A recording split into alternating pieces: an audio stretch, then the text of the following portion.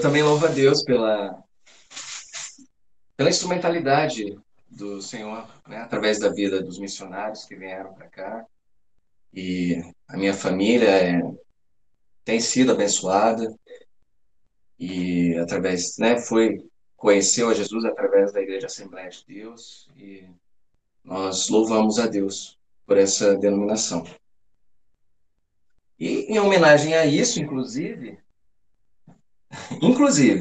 mas não só por isso. Confesso que eu já tinha escolhido cantar essa música, mesmo antes de saber que era aniversário da Assembleia de Deus, viu? Mas eu gostaria de cantar o hino 515 da harpa cristã. Vou pedir para o Adriano, se possível, colocar aí, projetar para a gente a letra. E eu gostaria de que a gente cantasse essa música, que é o 515 da harpa cristã, mas outras denominações conhecem também, é uma canção bem conhecida, que é Se Cristo Comigo Vai. Hein? Fabrício, só antes de você começar, essa canção foi composta por Frida Wingen, que é a esposa do Gunnar, né? Então, além de tudo, ainda tinha tempo para compor.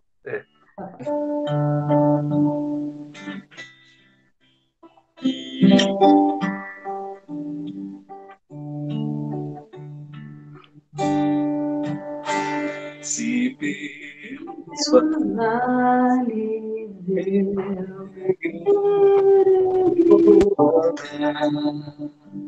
unamos gloriosa de Cristo habitar, irei com meu Senhor para onde Ele for, confiando na graça de meu Salvador. Se Cristo comigo vai, eu irei e não temerei, com gozo irei comigo vai. É grato servir a Jesus, levar a cruz, ser Cristo comigo vai. Eu irei, se lá para o deserto Jesus me quer mandar, levando as boas novas de salvação sem par. Eu virarei então com paz no coração a Cristo seguindo sem mais dilação. Se Cristo comigo vai, eu irei e não temerei, com gozo irei comigo vai. É grato servir a Jesus, levar a cruz, ser Cristo comigo vai. Eu irei. Se Cristo. Opa, a próxima. Desculpa. Será a minha sorte a dura cruz levar, sua graça e seu poder. Quero sempre aqui contar, contente com Jesus. Levanta minha cruz, eu falo de Cristo, que é minha Se Cristo comigo vai, eu irei e não temerei, com gozo irei comigo vai. É grato servir a Jesus, levar a cruz. Se Cristo comigo vai, eu irei ao Salvador Jesus. Eu desejo obedecer, pois na sua palavra encontro meu saber. Fiel a Deus serei, no mundo vencerei. Jesus vai comigo, não mais temerei. Se Cristo comigo vai, eu e não temerei, com gozo irei comigo vai. É grato servir a Jesus, levar a cruz. Se Cristo comigo vai, eu irei.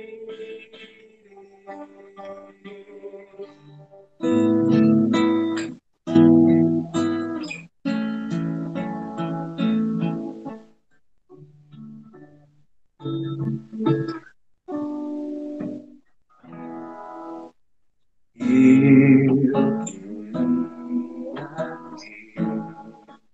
mais que uma voz, mais que um amor e uma vida pra oferecer, pois tu és muito mais que eu possa ter. Em meu ser, tu és o autor, aquele que pintou com perfeição a vida. Tu és o Senhor, aquele que me amou e és o meu Senhor, minha vida, para o teu louvor, Deus, meu Senhor, minha vida, para o teu louvor.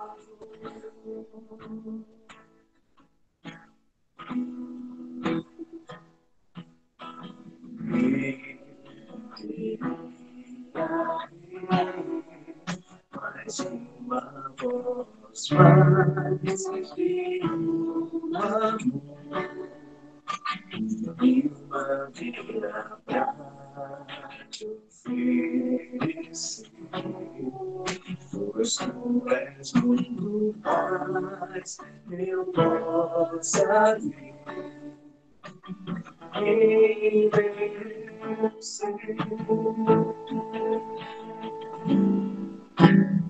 tu és o autor, aquele que pintou com perfeição a vida. Tu és o Senhor, aquele que me amou e és o Deus, meu Senhor, minha vida, para o teu louvor, Deus, meu Senhor, minha vida, para o teu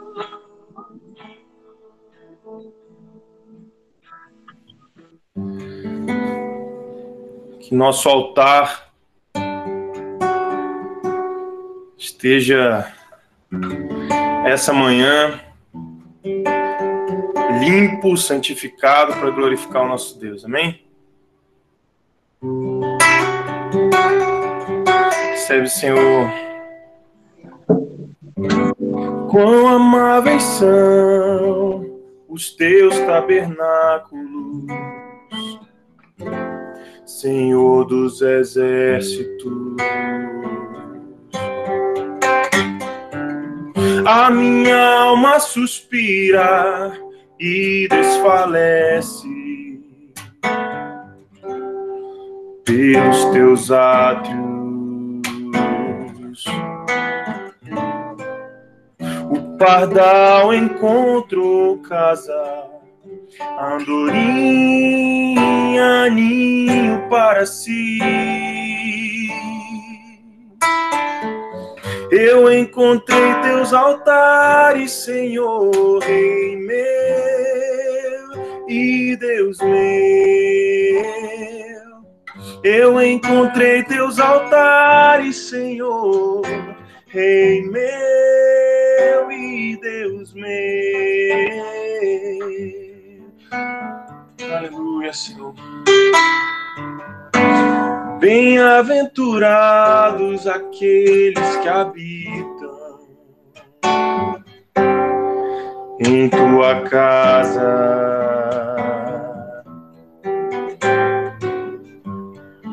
pois um só dia, Senhor, nos teus átrios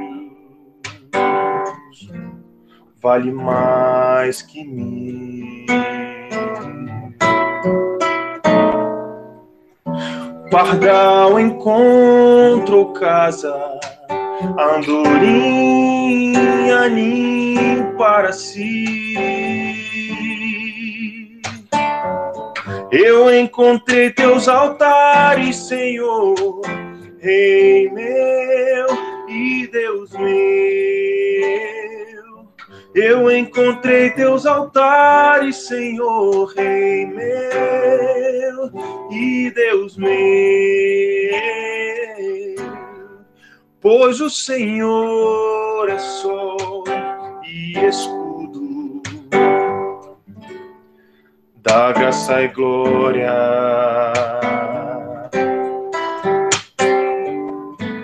Não negará bem algum aos que vivem corretamente. O pardal encontrou casa, andorinha ninho para si. Eu encontrei teus altares, Senhor, Rei meu e Deus meu. Eu encontrei teus altares, Senhor, Rei meu e Deus meu.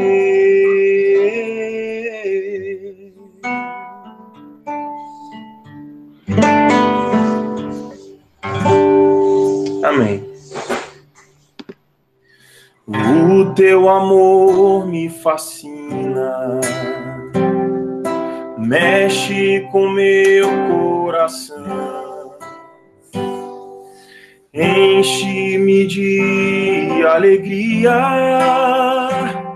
gera em mim uma paixão.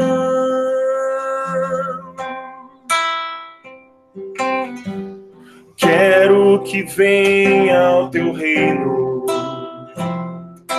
sua bandeira levar, ver as nações se prostrando para te adorar.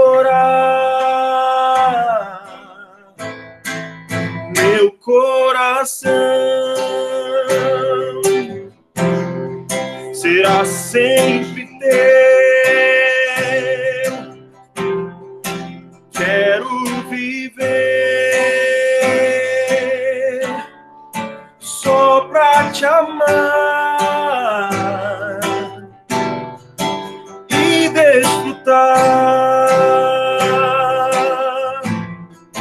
do teu amor.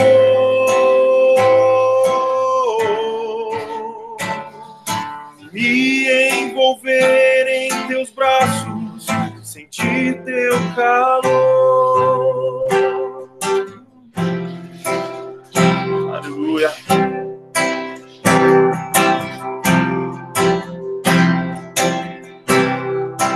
Aleluia, Senhor.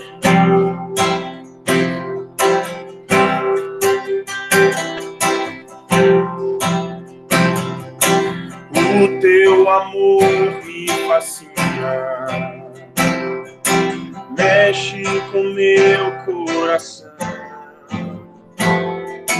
enche-me de alegria, gera em mim uma paixão.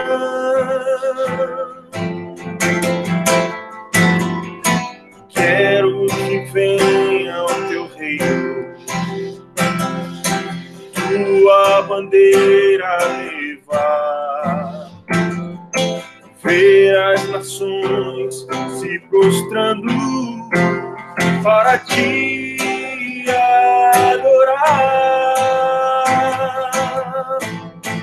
Meu coração será sempre teu. Quero viver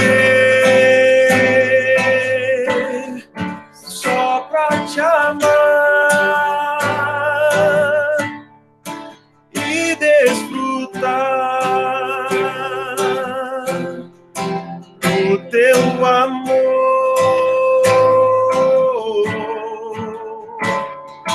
Me envolver em teus braços, sentir teu calor. Meu coração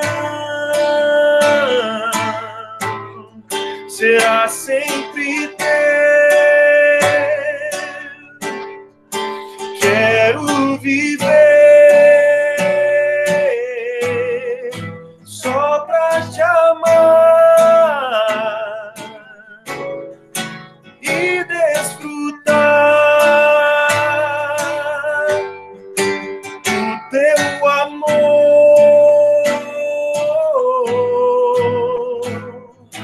Me envolver em teus braços, sentir teu calor. Me envolver em teus braços, sentir teu calor.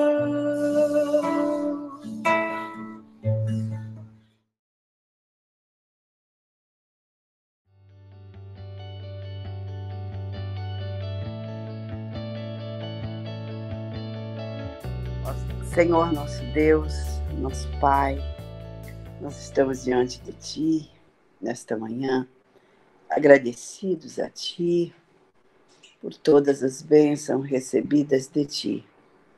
Mesmo nestes momentos difíceis em que estamos passando, nós temos a certeza de que estamos contigo, Senhor, que a Tua mão tem nos guardado, tem nos abençoado, Senhor.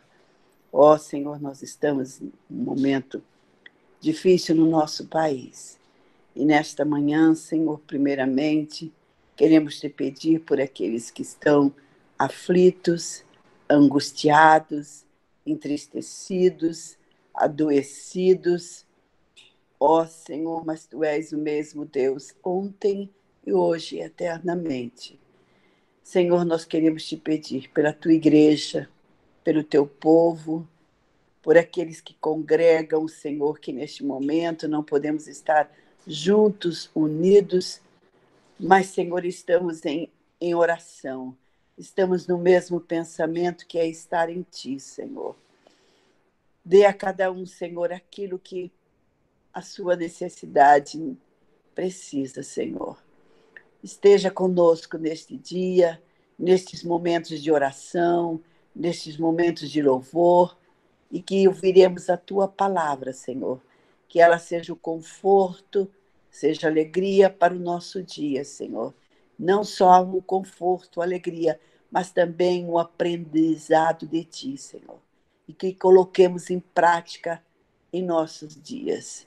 Senhor, eu te agradeço, te peço e te agradeço por esta comunhão, por esta paz que vem de Ti, Senhor, não do homem nem de ninguém. Esta paz vem de Ti, Senhor, e nós agradecemos a Ti. E te louvamos e continue conosco neste culto em adoração a Ti, que é o nosso principal alvo, é adorar a Ti todos os dias, em todas as horas, a Ti, Senhor. Eu te agradeço, em nome de Jesus. Amém. Paz do Senhor a todos.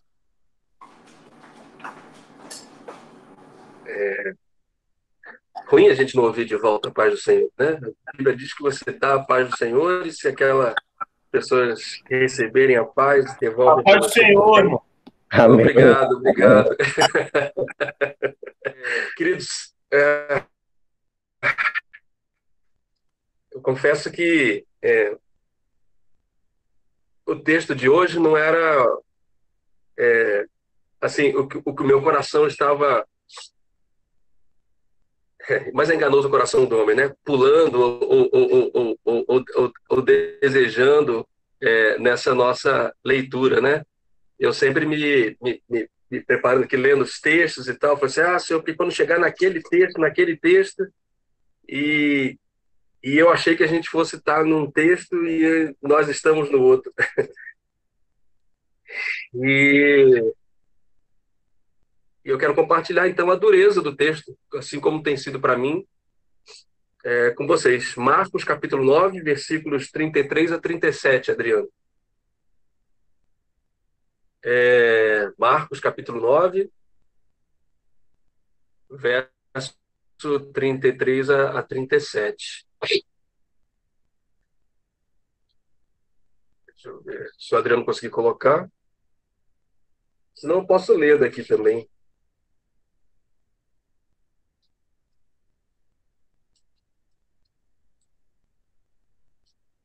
Obrigado, Adriano. Marcos, capítulo 9, versos 33 a 37. Chegaram a Cafarnaum, e estando ele em casa, perguntou-lhes, que estáveis discutindo pelo caminho? Mas eles se calaram, porque pelo caminho haviam discutido entre si qual deles era o maior. E ele, sentando-se, chamou os 12 e lhes disse, se alguém quiser ser o primeiro, será o derradeiro de todos e o servo de todos. Então tomou uma criança, pô-la no meio deles e abraçando-a, disse-lhes, qualquer que, em meu nome, receber uma dessas crianças, a mim me recebe.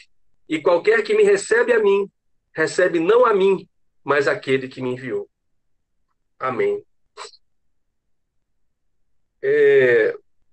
O texto começa falando de Jesus indo para Cafarnaum e chegando em casa. E alguns estudiosos da Bíblia, né, vão dizer que, na verdade, não era a casa de Jesus, era a casa de Pedro, uma vez que Jesus disse que não tinha lugar para ficar e não tinha casa. Para além dessa discussão, que talvez seja, de certa forma, até inócua, Jesus tinha um lugar para voltar após o seu trabalho, após a evangelização, após o seu trabalho, né, as suas campanhas. E é interessante que Jesus nasce em Belém, e eu confesso que isso eu aprendi com a Cintia ensinando as crianças, né? Ele nasce em Belém, ele vai para o Egito ainda na sua infância, volta, e aí ele volta não mais para Belém, cresce, né? Constitui ali sua vida em Nazaré, por isso é chamado de Nazareno, mas durante seu ministério, sua base é Cafarnaum, que é o lugar de Pedro, né? Onde moram ali alguns dos seus discípulos. E Jesus está na casa de Pedro, chega, né, na casa de Pedro, e ele percebe que seus discípulos pelo caminho tiveram uma discussão. E ele pergunta: o que vocês estão discutindo pelo caminho, né? É uma pergunta interessante, porque eu imagino que eles não tinham muito como discutir sem que Jesus participasse da discussão, porque imagino que Jesus estava caminhando com eles. Mas eu acho que o assunto era tão constrangedor, era tão vergonhoso, e eles meio que discutiam de boca cerrada, né? Talvez como os jogadores de futebol fazem, né? Tampando a boca para que Jesus não ouvisse, dada a vergonha deles, né? E Jesus perguntou: o que vocês estavam discutindo pelo caminho? E eles, com vergonha, guardam silêncio, porque eles estavam discutindo sobre quem era o maior. Discutir sobre quem é o maior talvez seja uma das coisas mais corriqueiras dos nossos dias. Em todas as nossas relações, em todas as nossas interações, de alguma forma a gente tem esse pré-julgamento. No seu trabalho, eu tenho certeza que você sabe quem é o maior, muito provavelmente seu chefe, os chefes dos seus chefes, os chefes dos chefes dos seus chefes, e que você olhe para si como menor em relação a eles, mas se você tiver pessoas que trabalham com você, você provavelmente vai se considerar maior do que essas pessoas. Nas nossas relações familiares, nós também sabemos quem é o maior e quem é o melhor, quem é o menor, né? Em casa, muito provavelmente, os pais vão se sentir os maiores. E talvez até de maneira controversa, o homem vai se sentir o maior. E tem na mulher e nos filhos, talvez, alguém de menor. Os filhos, se mais de um, talvez entre si passam a competir, né? Quem será dentre nós o maior? O mais velho vai se achar o maior. E os outros, e aqui em casa nós temos 3, vão exercer assim sucessivamente essa liderança. Em família, da mesma forma. Se você pensar nas suas relações para além da família, para além do trabalho, com amigos, talvez isso fique um pouco mais diluído. Mas há sempre a sensação que em determinados temas, algumas pessoas são aqueles que detêm o conhecimento, são aqueles que podem trazer ajuda. Talvez a referência vai ser pela condição financeira. Não, aquele que tem mais dinheiro talvez seja o chefe, ou aquele que sabe mais é aquele que é o líder. E os discípulos estavam ali ao lado de Jesus, caminhando com ele. Eu quero lembrar que Jesus tinha acabado de confrontá-los por não terem conseguido expulsar um demônio e que havia predito nos versículos anteriores a sua morte. E aí me veio um pensamento do tipo sucessão. Será que, além de não entender o que Jesus estava falando ao predizer a sua morte, a necessidade do seu sacrifício, a sua ressurreição no terceiro dia, será que eles ainda pensaram, bom, o movimento não pode terminar, então alguém vai ter que assumir a liderança aqui para depois disso. E a gente precisa saber quem é. Então, a gente precisa decidir quem é que, após a morte de Jesus e na sua ausência, quem é que vai continuar com o movimento. E aí Jesus interrompe o silêncio, chama os 12 e fala uma das frases mais emblemáticas sobre liderança que a história já viu. Ele diz assim: se alguém quiser ser o primeiro, esse será o último e o servo de todos. Eu acho que, para aqueles que têm a caminhada cristã um pouco mais longa, com certeza já ouviu esse texto. Com certeza já ouviu alguém ministrando sobre isso, alguém falando sobre isso, alguém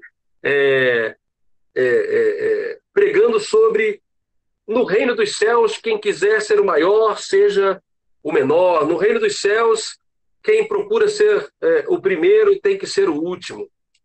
Mas eu confesso que essa semana minha discussão com o texto e meu mergulho no texto foi para tentar entender o quão antagônico ao modelo que vivemos nos nossos dias foi essa proposição de Jesus. E entendam, essa proposição de Jesus é antagônica, inclusive, para a época. Não é só para hoje. É para hoje, foi há 2000 anos atrás, foi desde que o mundo é mundo.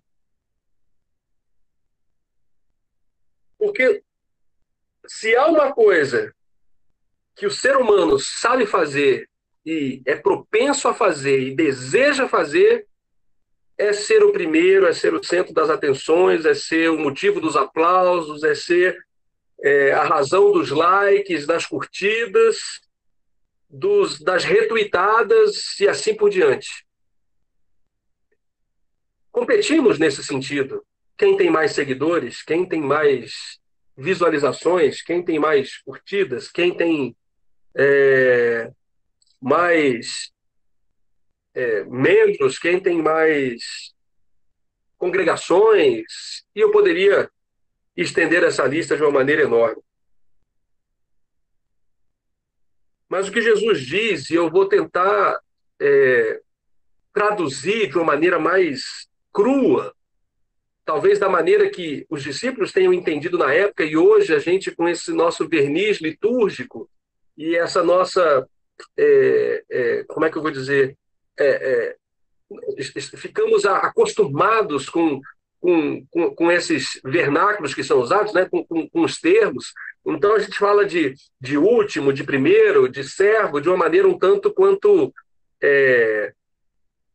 leviana até, né, sem dar o significado. Mas o que Jesus quis dizer nesse texto, e tentando traduzir para os nossos dias, ele diz assim: olha, se alguém quiser ser o primeiro, ele vai ser o derradeiro, ele vai ser o último. Ah, Senhor, mas a gente já pensa, né? Ele vai ser o último porque os últimos serão os primeiros. Não, você vai ser o último porque a função do primeiro, ou daquele que quer ser o líder e o maior, é servir. Mas ainda assim, servo parece uma palavra já incorporada ao nosso jargão cristão, evangélico. Nós nos chamamos uns aos outros de servos de Deus, de servo do Altíssimo. Mas o texto não diz que quem quiser ser o primeiro será o último e servo de Deus. Será servo dos outros. Será servo do próximo. Será servo de quem está à tua volta. Mas eu vou além. Porque a palavra servo, ela pode ser muito bem traduzida e talvez devesse ser traduzida hoje como será auxiliar, será assistente, será criado, será empregado, será doméstico dos outros. Quando nós lemos o texto e lemos será servo, a gente dá um certo glamour, um certo, uma pitada é, é, de celebritização do texto. Não, porque eu vou ser servo, sou servo do Altíssimo, servo do Senhor. Primeiro, aquele que quiser ser o primeiro será o último, e será servo, não é do Altíssimo, não é do Senhor, é servo dos outros. Será criado dos outros, será empregado dos outros, será assistente dos outros, será auxiliar dos outros, será doméstico dos outros.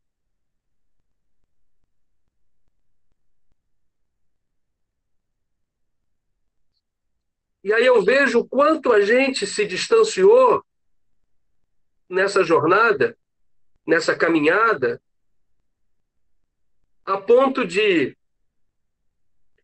invertermos o papel. Hoje as pessoas vêm para a igreja, ou comungam, ou participam, não para servirem, não para serem empregados dos outros, mas para serem servidas. Criamos uma comunidade, criamos um grupamento que se reúne em nome de Jesus, para que, em nome dele, sejamos servidos. Para que, em nome dele, nós recebamos cura. Para que, em nome dele, nós recebamos bênçãos, recebamos sucesso, recebamos felicidade, recebamos casamento, recebamos filhos. Criamos um ambiente em que nós não somos os servos, nós não somos os criados, nós somos os senhores. Na verdade, é como se a gente pegasse o texto e colocasse a nossa cultura dentro dele. Aquele que quiser ser o primeiro, então que seja o Senhor na sua casa, o Senhor na sua igreja, que receba do Senhor as bênçãos, que receba do Senhor as vitórias, que receba do Senhor os aplausos. E mais, que faça os seus irmãos te servirem. Porque lembre, ele está dizendo, aquele que quiser ser o primeiro. Havia uma discussão entre os discípulos sobre quem deles era o maior. Provavelmente na busca de uma posição de destaque, de uma posição de preeminência sobre os outros. E Jesus, eu diria que quase provocativamente assim, você quer ser o primeiro? Você quer ser o maior? Seja servo dos outros. Sirva os outros. Você quer ser o primeiro? Seja o último. E aí eu fico pensando como é que isso se encaixa aqui na nossa vida? Porque pensa na sua relação em casa. Você quer ser o primeiro em casa? Você quer, principalmente agora, né, a gente aqui em tempo de pandemia, você quer ser o maior? E aí, eu e Cíntia aqui, convivendo em casa, o que nós fazemos o tempo inteiro é servir os menores. Confesso, mais dela até do que eu. Vivemos em função de alimentá-los, vesti-los, cuidá-los, cuidar da casa. Eu tentando trabalhar e ela, no tempo que sobra, depois de fazer isso tudo, tentando trabalhar. E me parece que é esse que é o significado que o Senhor quer trazer sobre o que é liderança. e como isso está sendo mal interpretado. Meus queridos, liderança é serviço.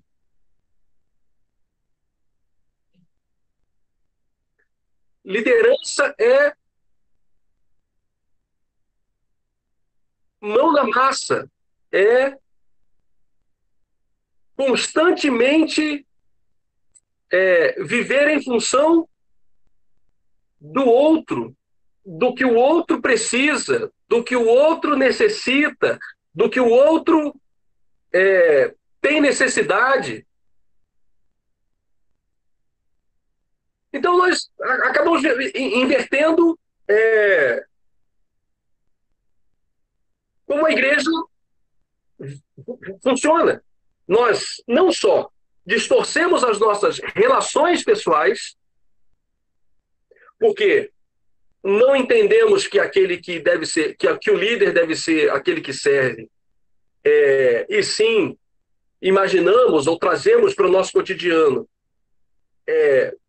a necessidade, o desejo de ser servidos, mas na nossa relação como igreja, nós transformamos uma igreja que era para ser serva numa igreja que é senhora. A nossa doença individual, ela contaminou o corpo de Cristo a ponto da igreja hoje ser uma igreja senhora. Nós temos uma igreja que quer ser servida pelos seus membros. O motivo é a igreja. Então, a igreja agora deve ser servida. A igreja deve ser cuidada. A igreja deve ser reverenciada. Então, a igreja tem uma relação com os seus membros em que ela, igreja, passa a ser o motivo do serviço. Quando o motivo do serviço não é a igreja, sim o outro. Queres tu ser o maior, sirva os outros. O Senhor não disse sirva a Deus, o Senhor não disse sirva à igreja. Disse sirva aos outros. Mas a gente transformou essa igreja em senhora, e a igreja não quer ser senhora apenas na sua relação com seus membros. A igreja tem também ser senhora na relação com a sociedade. Porque eu também quero ser servido pelos meus governantes. Eu quero ter espaço no governo, porque é assim que a igreja se entende hoje, como alguém que é senhora. E não é novidade isso. Na história do cristianismo, essa foi sempre, talvez, uma das causas de rupturas constantes nessa nossa caminhada cristã. De alguma forma, a igreja se esquece, as pessoas, os indivíduos, se esquecem que são servos, passam a se considerar senhores. A igreja, que é composta de servos, passa a ser uma igreja composta por senhores. E esses senhores, então, vão buscar espaços de senhorio, espaços de representação, espaços de liderança. E aí, depois de alcançar esses espaços de liderança, a igreja se sente senhora, mas o Senhor, que é o Senhor da igreja, ele sim, Senhor da igreja, rompe, quebra, aviva a sua obra, desperta o seu povo. E a igreja no século XXI precisa ser despertada de novo.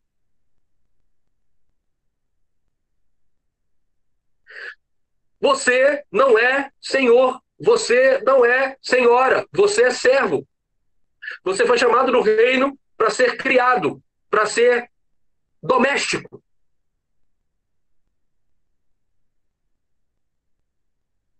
A igreja é chamada para servir na sociedade, como peregrina, reconhecendo que não é aqui o nosso lugar. Mas há tantas luzes à nossa volta que às vezes nos perdemos. O mundo tem tantas necessidades que às vezes nós nos perdemos no meio delas. A pobreza, a doença, a falta de liberdade, a corrupção, o racismo, tantas e tantas bandeiras se levantam no mundo, tentando atrair essa igreja que quer ser senhora, e que tanto quer ser senhora, que quer ser senhora daquilo que prega, daquilo que anuncia.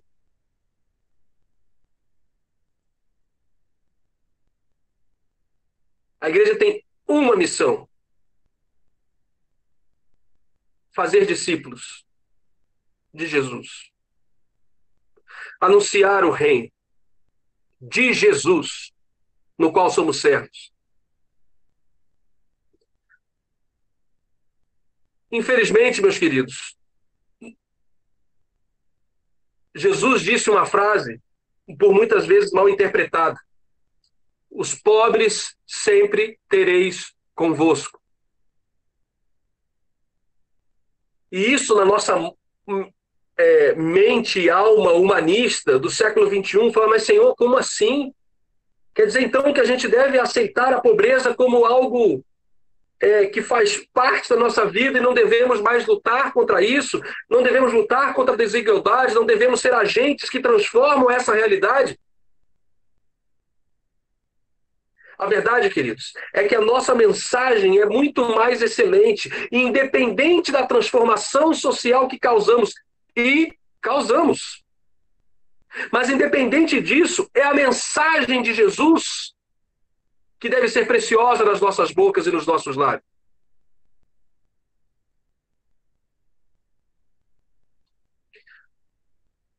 Quando Jesus fala sobre os milagres que nos seguirão, ele diz, olha, estes sinais vão seguir aos que crerem. Colocarão a mão sobre os enfermos, eles serão curados. Falarão novas línguas. Mas esses sinais nos seguem. Nos seguem enquanto nós fazemos o quê? Enquanto nós fazemos discípulos pelo caminho. No caminho. Então, meu desejo nessa manhã é dizer para vocês e lembrar para mim, talvez, em primeiro lugar, qual é o nosso papel, qual é o nosso lugar. Relembrar aquilo que de fato o Senhor nos chamou para fazer. Nossa comunidade pequena, aqui em Brasília, na capital do país, com diversos, ou em sua maioria, servos do povo, deveria entender muito mais essa nossa característica cristã. Porque nós somos convidados a sermos...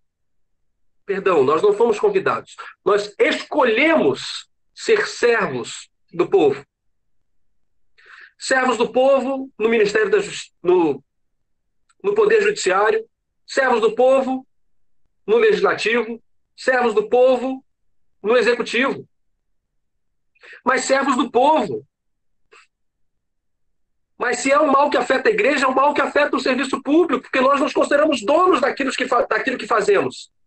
Na verdade, é o povo que nos serve com seus impostos para que a gente receba, para que a gente tenha o seu salário. E não só fazemos isso na vida pública, como queremos fazer isso na nossa vida espiritual.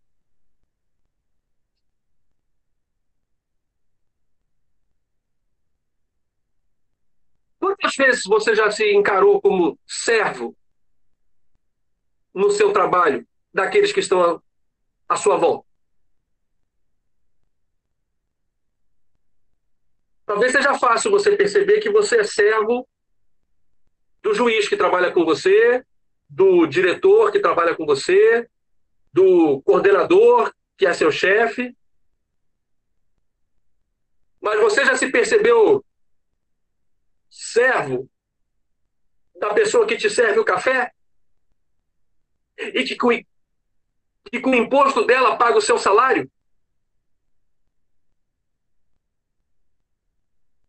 Você já percebeu-se servo daquele funcionário terceirizado que limpa o banheiro que você usa na sua repartição?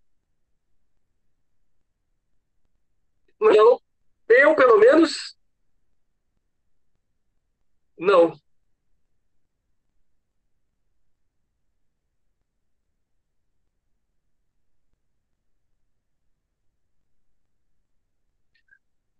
Nós estamos sendo chamados ao serviço. E aí eu quero fazer uma diferença entre o que é a igreja de Deus e o que é a instituição. Porque se para nós, Bethesda, Comunidade de Brasília, servidores públicos, servos do povo, empregados do povo, isso deveria estar muito mais claro. A contaminação tem sido no sentido reverso, a ponto de nós encararmos nossas comunidades como lugares para exercer autoridade. Deixa eu dizer para vocês, há uma diferença entre instituição e igreja de Jesus. A instituição tem presidente. A igreja de Jesus tem pastor. E o pastor é ele. O pastor é ele. Que deu a vida pela igreja. Que derramou seu sangue pela igreja. A comunidade contrata, a instituição contrata e paga por seus serviços. Contrata contador, contrata o banco, contrata o seu serviço de limpeza. A instituição, a instituição contrata. A igreja serve. E as pessoas que fazem parte dessa comunidade servem. Servem com seus dons e talentos. Servem na ministração. Servem com suas posses. Igreja não é lugar de investimento. Você não é convidado a trazer dinheiro para aqui para ganhar mais. Isso é satânico. Na igreja, você serve com aquilo que o Senhor te deu, em gratidão e para a expansão do reino do qual você faz parte e do qual você é servo. Você não contribui de maneira imposta. Nenhum de nós aqui é obrigado a contribuir com 1 centavo. O que fazemos é em serviço, é em coração reverente, sabendo que o Senhor pega o pouco que damos e multiplica, alimentando famílias, levando a palavra dele em expansão, sustentando missionários e tantas outras coisas que, graças a Deus, o Senhor tem nos dado a graça de fazer.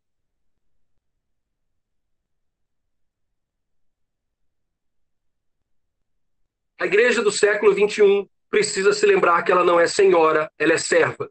E a igreja só vai se lembrar, só vai retornar a uma igreja serva a partir do momento que eu e você nos lembrarmos que somos servos. Que não estamos aqui para sermos servidos, mas para servir. E eu não quero que isso pareça poético, que pareça um ideal. Não, isso é para viver na prática. Meu convite a você é... E se você não está se sentindo servo, útil, auxiliar e assistente de alguém, você então está afastado do reino do que o Senhor te chamou.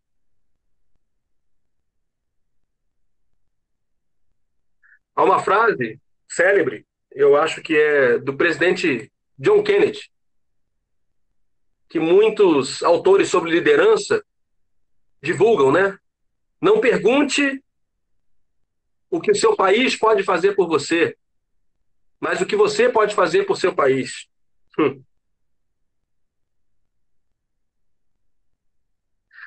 Não deseje ser servido pelos outros, mas seja você aquele que serve. Com o seu tempo, com o seu conhecimento, com o seu dinheiro, com o seu afeto, com o seu carinho, com o seu dom, com o que você tem.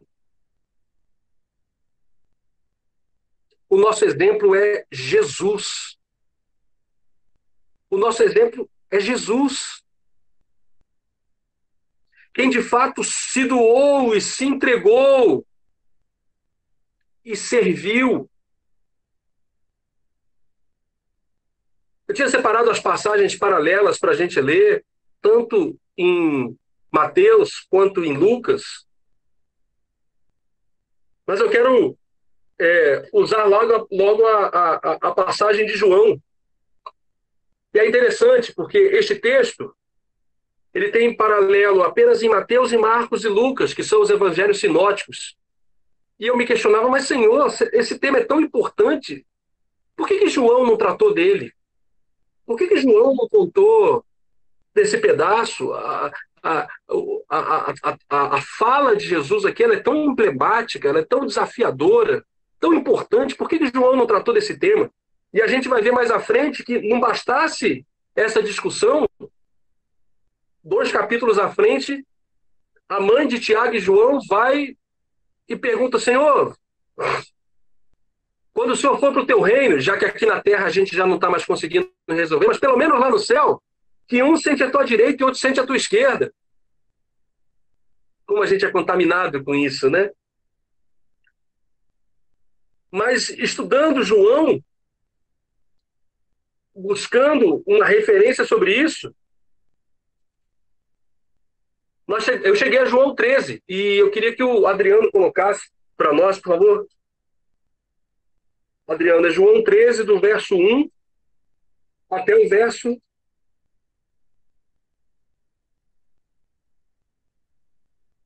16.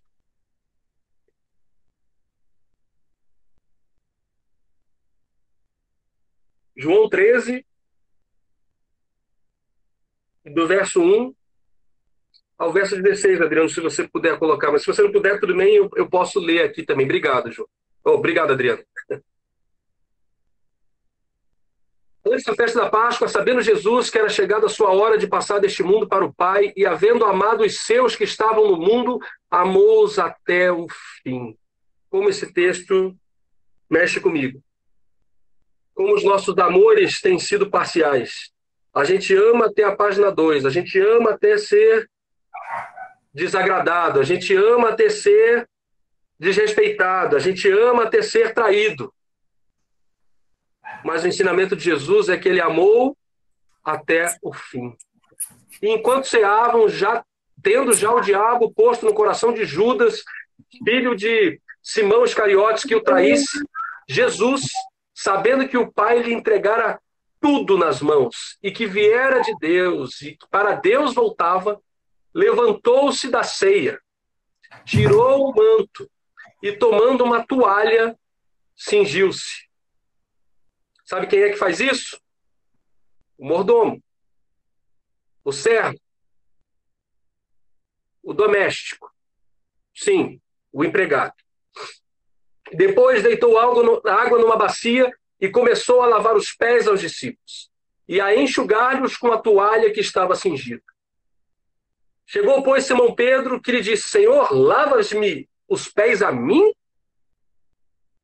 E Pedro, respondeu-lhe Jesus, o que eu faço tu não sabes agora, mas depois entenderás. Depois o entenderás. E tornou-lhe Pedro, nunca me lavarás os pés. Porque Pedro entendia que quem lavava os pés era o menor, que quem lavava os pés era o servo. Não, Senhor, o Senhor é o mestre. E olha, daqui a pouco o Senhor está dizendo aí que o Senhor vai embora e sou eu que vou assumir. Então, né? Não basta o senhor fazer algo errado, o senhor está deixando um exemplo errado para nós aqui. Então, não lava os pés, não. E replicou-lhe Jesus: se eu não te lavar, você não tem parte comigo. Se você não se submeter e não deixar que eu lhe sirva, você não pode andar comigo. Quem anda comigo são aqueles que eu posso servir, e não aqueles que me servem. O desafio, a proposta do cristianismo é andar e procurar andar com pessoas que você possa servir, e não pessoas que te sirvam. Mas vamos continuar o texto. Disse-lhe Simão Pedro: Senhor, não somente os meus pés, mas também as mãos e a cabeça. Porque eu tenho que ser diferente desses outros aqui, senhor. O senhor está lavando só os pés de todo mundo, mas o senhor sabe aqui que eu sou o líder. Eu sou o chefe. Então, primeiro, eu não queria que o senhor me lavasse, mas já que o senhor vai me lavar, então que o senhor lave minhas mãos e que o senhor lave também a minha cabeça, não só meus pés. E Jesus responde-lhe: aquele que se banhou não necessita de lavar senão os pés, pois no mais está todo limpo, e vós estáis limpos, mas não todos. Pois ele sabia quem o estava traindo. Por isso disse: nem todos estáis limpos. Ora, o que Jesus disse aqui no versículo 10 é: vocês não precisam tomar banho de novo, mas precisam ter os pés lavados. E que figura linda é essa para a nossa caminhada cristã? Nós que já encontramos Jesus, nós que já temos o nosso coração convertido, nós precisamos entender que os nossos pés precisam ser lavados de novo pelo nosso Mestre, para nos purificar dos lugares por onde temos andado, pelos caminhos que temos escolhido. Versículo 12, eu vou continuar. Ora, depois de ter lavado os pés, tomou o manto, tornou a reclinar-se à mesa e perguntou-lhes: entendeis o que vos tenho feito? Vós me chamais mestre e senhor, e dizeis bem, porque eu sou o mestre, eu sou o senhor. Ora, se eu, o senhor e mestre, vos lavei os pés, também vós devíeis lavar os pés uns dos outros. Percebam que Jesus não disse: ora, se eu lavei os vossos pés, vocês têm que lavar o meu. Não, eu lavei os pés de vocês para que vocês saibam que tem que fazer isso uns aos outros. Você quer ser o maior? Que você sirva aos outros. Que você não sirva ao Senhor, que você não sirva à igreja, mas que você sirva aos outros. As relações aqui são sempre pessoais. Porque eu vos dei exemplo, para que como eu vos fiz, façais vós também. E no 16 nós encerramos esse trecho, Adriano. Em verdade vos digo, não é o servo maior do que o seu senhor, nem o enviado maior do que aquele que o enviou. Lembra que nós estávamos procurando algo sobre ser o primeiro e ser o maior no livro de João? Está aqui. O servo não é maior do que o seu senhor, nem o enviado maior daquele que o enviou. Nós somos servos, empregados, domésticos neste reino. Domésticos de quem? Do nosso Senhor? Sim, mas domésticos na prática daqueles que estão à nossa volta. Empregados, assistentes, servos, auxiliares, criados, daqueles que estão à nossa volta. E como é que nós podemos ser empregados, criados, domésticos, serviçais, servos daqueles que estão à nossa volta? Sabendo que a opinião que importa não é a nossa. Que a teologia que deve ser difundida não é a nossa. Paulo vai dizer que aquele que é alistado para a batalha não está preocupado com as coisas dessa vida, mas sim para as coisas daquele de quem o alistou. Nós fomos chamados, nós fomos buscados, convertidos ao Senhor, que nos impulsionou em direção ao outro.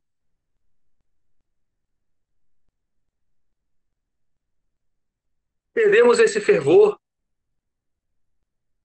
não oramos mais para que o Senhor nos dê senhores. Vocês já ouviram essa oração? Meu Deus, manda-me mais senhores para que eu possa servir mais.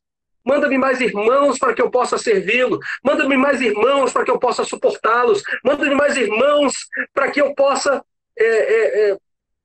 oferecer-me como auxílio, ajudante, como servo.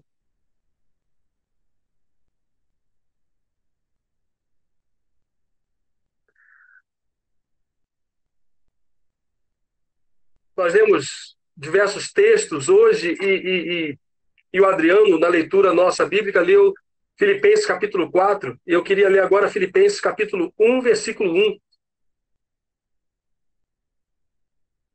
Filipenses 1, para mostrar como era a relação de Paulo com as igrejas que ele tinha plantado, e não só Paulo, Paulo e Timóteo. Filipenses capítulo 1, versículo 1.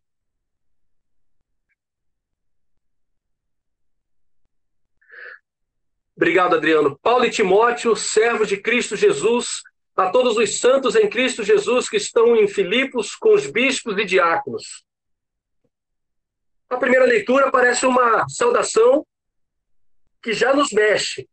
Paulo e Timóteo, servos de Cristo, a todos os santos em Cristo Jesus que estão em Filipos com os bispos e diáconos. Parece que, de alguma forma, ele está hierarquizando. Mas deixa eu falar para vocês sobre a origem dos termos aqui. Servo, acri, o texto que está traduzido como servo aqui, para Paulo e para Timóteo, deveria ser traduzido como escravo, não como servo. O termo é doulos. Diferente do termo de Marcos, capítulo 9, que nós estamos lendo, que é diáconos. E aí a nossa tradução, de alguma forma, coloca como é que eu vou dizer, uma camada de cera sobre isso, e a gente, nessa manhã, está lixando, né? Está tentando trazer o significado. Paulo e Timóteo, escravos de Cristo Jesus, a todos os santos que estão em Filipos, com os episcopos e os servos e os empregados que servem a vocês, santos. Paulo e Timóteo mostram que nessa relação eles são servos da igreja e escravos do Senhor Jesus. Servos da igreja e escravos do Senhor Jesus. Quem é que está escrevendo? Paulo e Timóteo. Os pastores, fundadores, pioneiros desta igreja.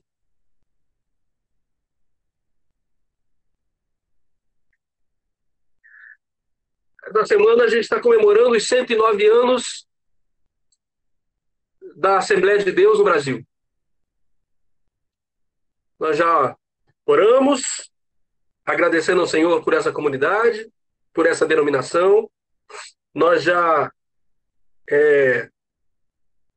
cantamos um cântico tradicional dessa igreja, da harpa cristã, com Fabrício, o hino 515. Mas eu queria lembrar o que essas pessoas, esses missionários que vieram ao Brasil e começaram essa denominação, como viviam e como ouviram o chamado do Senhor.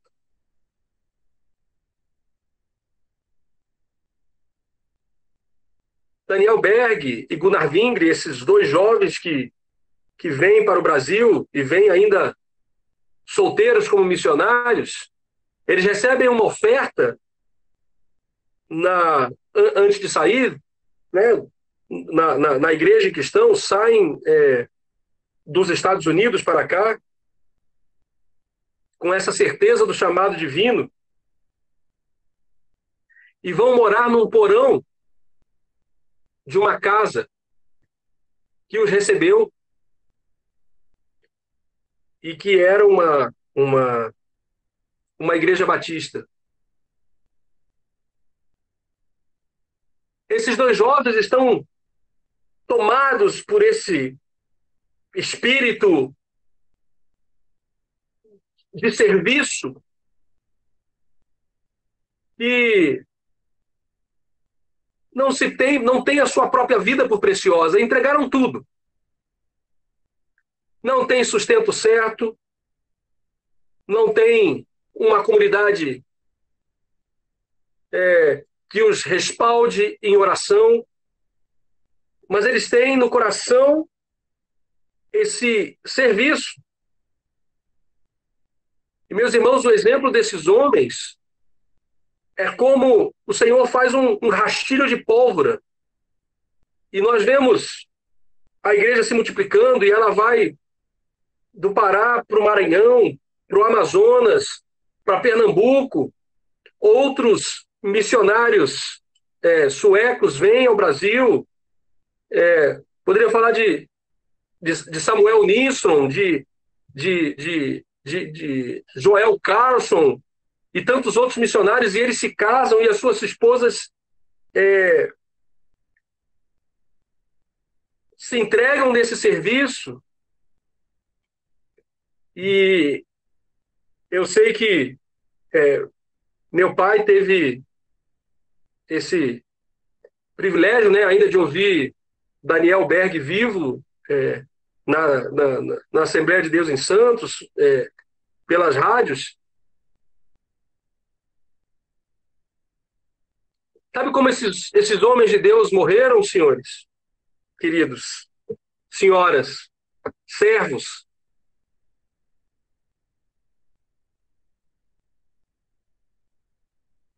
Pobres.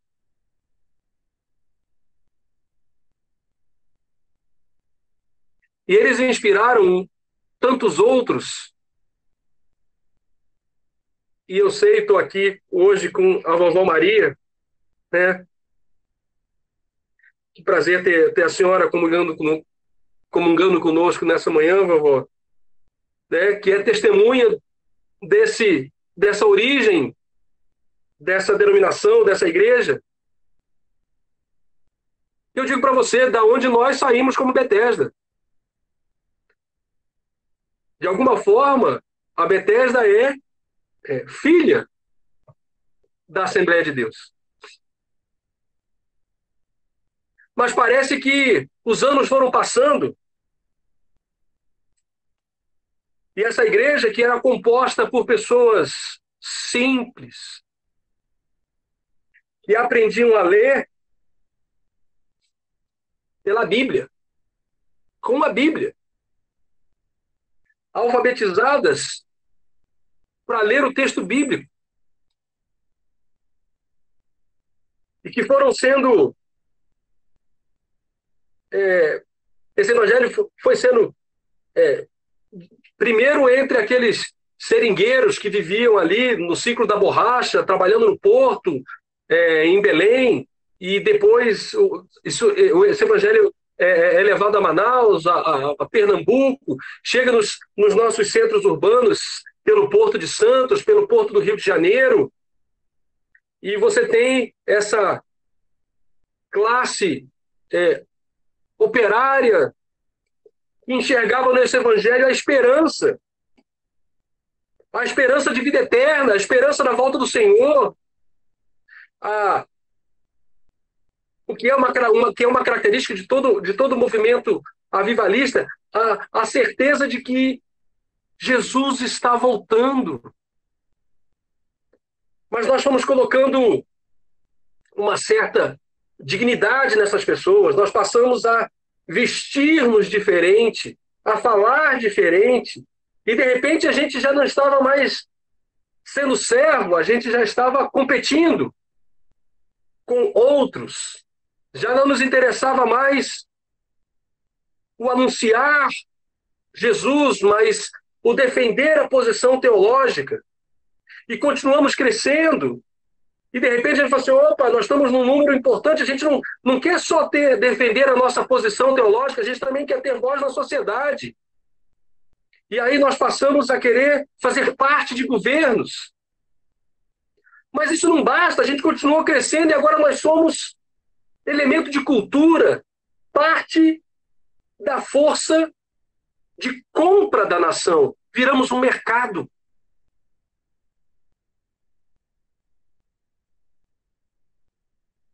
Somos encarados como um nicho de mercado que consome música, literatura, roupa.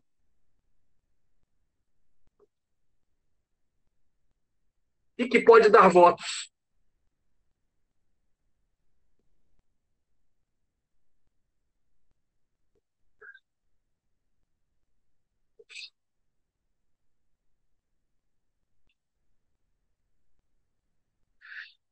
Que o trabalho de tantas pessoas não tenha sido em vão. Servos de Jesus. Lembremos que ser servo de Jesus é ser servo do outro.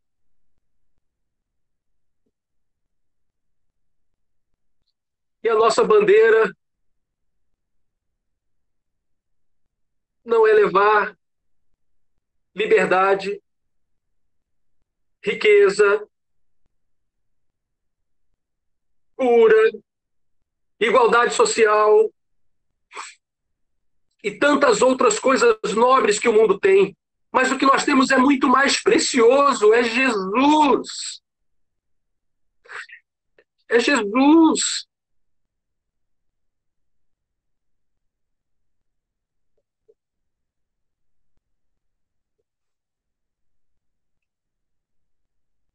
Eu tinha outros textos para ler, deixo para vocês.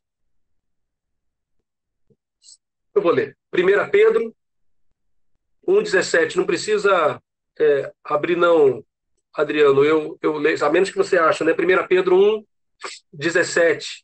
E se invocais por Pai, aquele que sem acepção de pessoas julga segundo a obra de cada um, andai em temor durante o tempo da vossa peregrinação. Você não é dono desta terra. Você é peregrino nessa terra. Peregrino. No mesmo livro, na mesma carta de Pedro, no capítulo 2, verso 11. O mesmo Pedro, no mesmo tema, vai dizer: amados, rogo-vos como peregrinos e forasteiros, que vos abstenhais dos desejos carnais que combatem contra a alma. Pedro nos lembrando de novo que nós somos peregrinos, forasteiros. Talvez peregrino não nos não traga tanta a percepção hoje em dia. Vamos usar um termo dos nossos dias. Lembre-se que vocês estão em outra terra, vocês estão exilados. Vocês são... Obrigado, querida. Vocês são refugiados. Andem como se fossem refugiados. A sua pátria não é essa. Hebreus 11, 13. Depois da lista de exemplos maravilhosos de homens e mulheres que se entregaram, o escritor aos Hebreus diz: todos estes morreram na fé, sem terem alcançado as promessas, mas tendo-as visto e saudado de longe, confessaram que eram estrangeiros e peregrinos.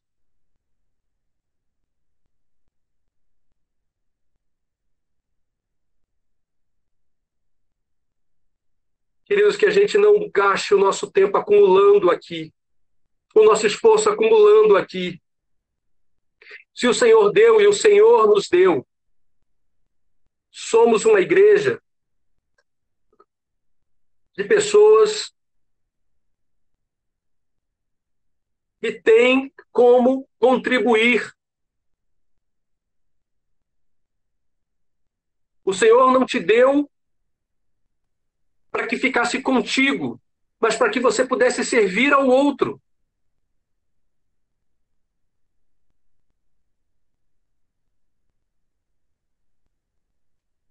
Termino com Filipenses, capítulo 3, versos 17 a 21.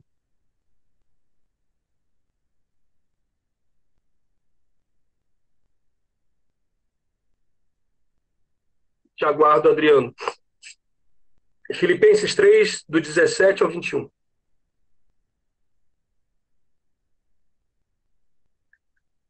Obrigado, Gustavo. Irmãos, sede imitadores meus imitadores, e atentai para aqueles que andam conforme o exemplo que tendes em nós. Porque muitos há, dos quais repetidas vezes vos disse, e agora vos digo até chorando, que são inimigos da cruz de Cristo.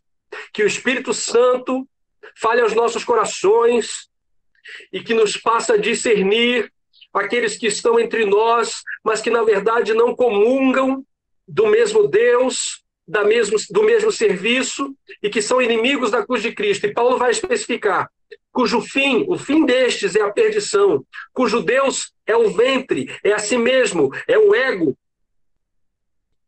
Nós vamos continuar lendo. E cuja glória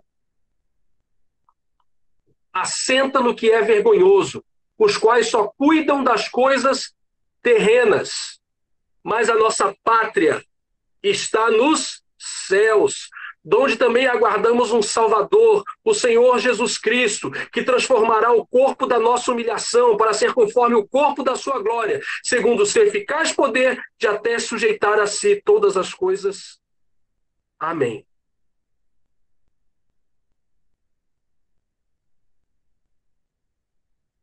É com esse texto que eu quero terminar, meus irmãos, dizendo que o Senhor nos chamou para servir, para sermos servos, e que qualquer coisa diferente dessa, ou qualquer tema que pareça mais importante do que esse, é profano diante do Senhor, mas que essas coisas, elas são consequências do que fazemos,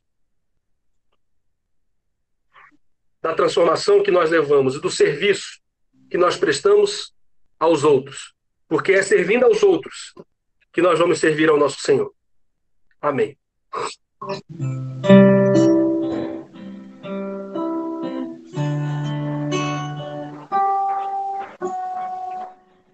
Não quero para mim mesmo, quero aprender a te amar, compartilhar e dividir tudo que tenho com você. O meu amor, meu coração, meu lar e até o pão. O amor é maior e em Jesus eu e você somos um. Eu quero ser uma bênção pra você. Você como assim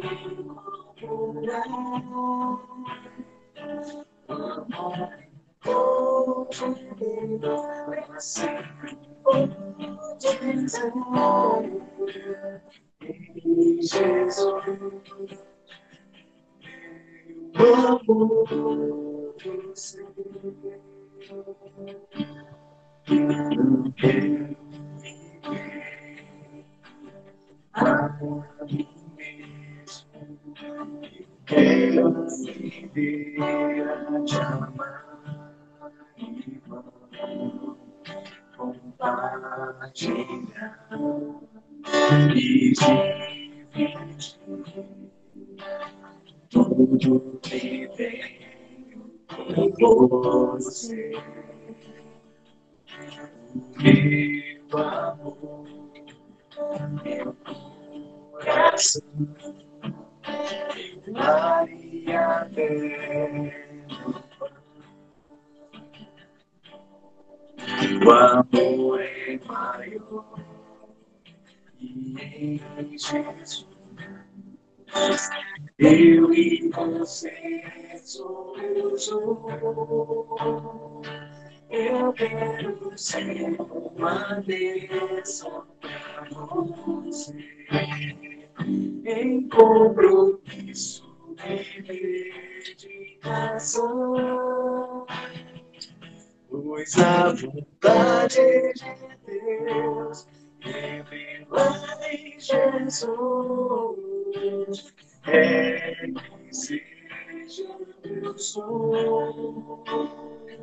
Eu quero ser uma bênção para você, o aceitando assim como é. O amor é dom de Deus, para sempre vou dizer.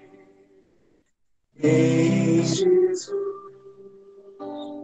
eu amo você. Em Jesus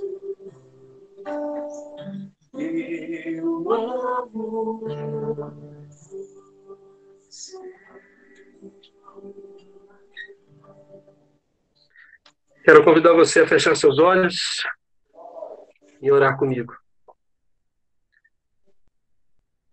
Senhor, nós queremos te agradecer por mais este momento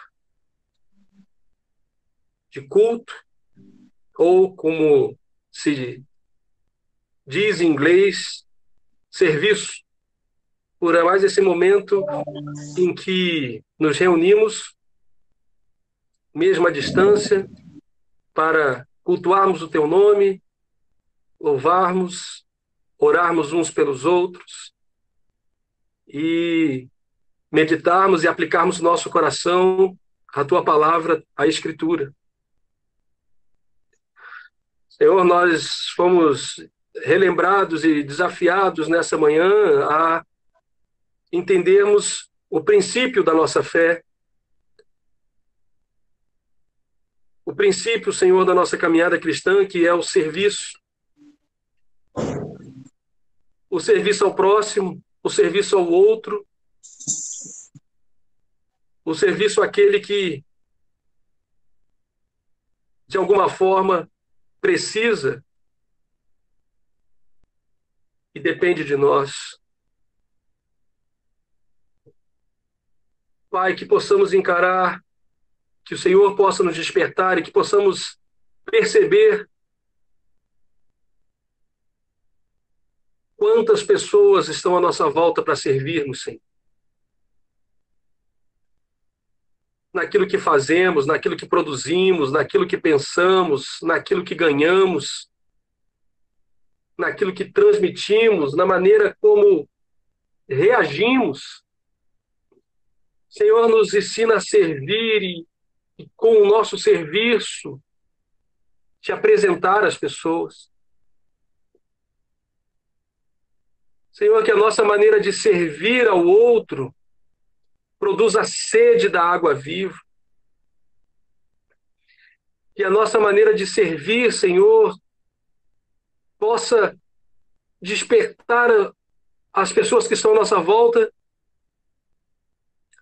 para essa maneira diferente de viver, com essa certeza de que o presente é passageiro, de que a eternidade é mais importante do que tudo que temos aqui nas mãos hoje. Dá-nos a perspectiva, Senhor, para poder entender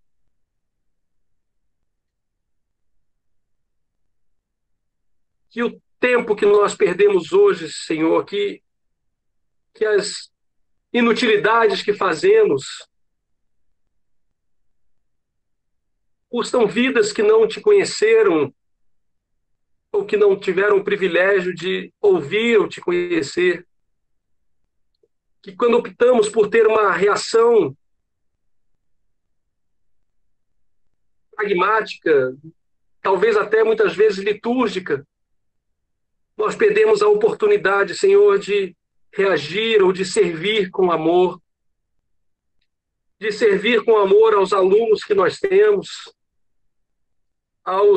nos pareceres e processos que tratamos, nos projetos que fazemos, nos textos que escrevemos, nas pessoas que servimos, tratamos e cuidamos. Meu Deus, que a tua igreja volte a ser uma igreja serva, uma igreja dependente de ti, que tem a ti como Senhor, uma igreja que se oferece para cumprir o teu chamado, para levar outras pessoas a ti. Essa é a nossa oração, Senhor, nesta manhã, a começar em mim. Amém.